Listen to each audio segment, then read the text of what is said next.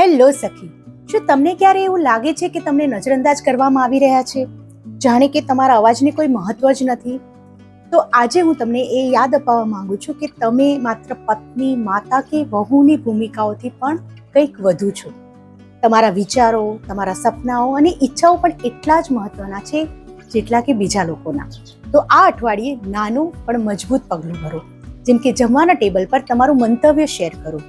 તમારી વાત ખુલીને વ્યક્ત કરવાથી તમારો આત્મવિશ્વાસ વધે છે સખીઓ, અને પરિવાર સાથેનું જોડાણ પણ મજબૂત બને છે.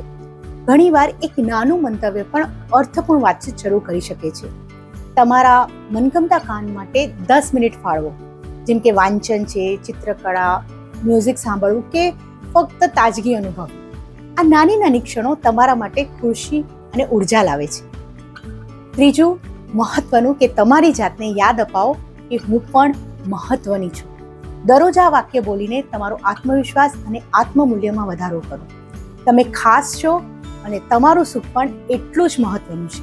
તો તમારું એ નાનું પગલું શું છે એ કોમેન્ટમાં જરૂરથી જણાવો, અને ચાલો આપણે સાથે મળીને તમારા અવાજને ઉજવીએ.